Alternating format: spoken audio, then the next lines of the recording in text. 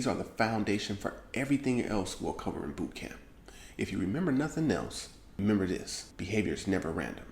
It's always meeting a need, even if it's a messy, loud, and inconvenient one. Okay? But knowing the why is only half the battle. The next step, tracking what's actually happened to your child. That's why I got 2 tools for you. Number 1, the function cheat sheet. This one's completely free on our website. It's your quick glance guide that matches the behaviors to their function, so you can stop guessing and start responding with confidence. Number 2, we got the behavior tracker log, and you also get the one without examples. It helps you jot down the when, the what, and the why of the behavior, so you can start spotting patterns on your own right away. Okay, look at this. So one brother asked another brother to play with his toy. The other brother screamed and left him alone. If we can look at the ABCs there, we can now determine the function. In this case, it looks like escape. So that's how you would use a tool like that. So if you start tracking it a little bit and you start to see patterns, you'll know where to intervene. And that's where we'll go next. Because remember, once you can see why the behavior is happening, you're already halfway to changing it. So when your child knows what's coming next, they're much less likely to resist or panic. Consistency makes the world go round. Even something as small as brushing teeth can be an absolute disaster if they don't know when or how to do it. This is where our visuals come in. So in your downloads, you'll find the morning and evening routine chart. This is a tool that I even use in my home, and it's one of the most powerful tools in the toolkit. Here's the tip though. Don't just post it. Walk through it with your child at first. Let them check off the items. Let them help you choose the order. Let them help you decorate it. This gives them the ownership, because when they have the ownership, they're most likely to follow through. So this is a tool that is extremely powerful. Once again, homeschool children is excellent for them because they don't have a structured schedule such as those that go to a private school or a public school. They need some type of routine in their lives, and this helps them provide that. It also gets rid of the unpredictability. They know exactly what they need to do to access the things that they like. That way they get rid of all the ritualistic behavior, the tantrums, the bugging, just trying to get you to give them a surprise, just to get you to give them a treat, just to get you to give them something that they want. This way they know exactly what they need to do to get the things that they want. And if they don't earn it, they have another opportunity tomorrow. But at least it sets up a consistent structure that you both can follow. So that's just the first tool. I got another one coming up for you. So it helps you to map out what triggers to watch out for, what common strategies work for your child, and what you can do to stay centered. And we have a tool to help you do just that. That particular tool is the Crisis Plan Worksheet. So let's go take a look at that right now. So you have those early warning signs of escalation like we talked about.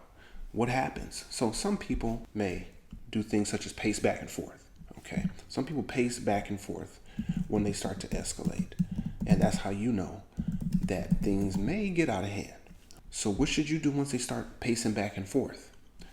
You want to start using that neutral tone. Remember, use a neutral tone. Are you okay? Do you need anything? How can I help you? Do's and the don'ts. Do, be direct. Okay, just a few things that we talked about already. And you know what? Let me make it clearer. Do, be direct. And let's go down to don't yell. Let's keep it very simple.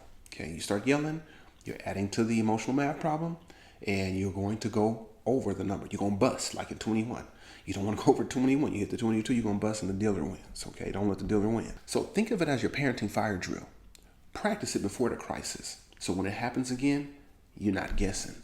That's where my most effective tool, I think, comes in. And that's the what to say instead checklist. It's basically your translation guide from don't language to do language. Let's take a look at it. Now, definitely use this tool. Fill in some more. What did I say here? Tell me what's the problem. Calm down. Take some deep breaths with me. And of course, after you have given it a try, you can go ahead and put it in right there. Yeah, I tried that one, yeah, I tried it. So take this tool and absolutely have fun with it. As we close this section, I just want you to remember the dead man's test. If a dead person can do it, it's not behavior, okay? Give them something that they can do. Tell them something that you can see right away. So once you have your translation guide and you're able to switch your language, you will see not only will you be able to prevent a lot of problem behavior, but you can keep it from getting worse. The best-selling video game of all time, Minecraft. The movie just came out. The kids go wild over it. And I have an example of a token board here. So, as you can see, earn tokens to gain experience. Earn 5 tokens to level up and claim your reward. And you can put whatever the reward is. It doesn't have to be explicitly stated here, but you want to let them know, or they can tell you what they're working towards. But let's say it's just something as simple as putting their dirty clothes into the hamper. So they put them in there in the morning. Oh, you know what? That was a great job. Thank you very much. Afternoon, they do it. And as you can see, you can just touch and the checks come right up. Oh, next morning, next day, and then 5 days in a row. And look at that. You got 5 stickers. Your token board is filled up. Now you can exchange it for something fantastic, whatever that might be. Like I said, you are a better, much better evaluator of what they like than I am. You know your children.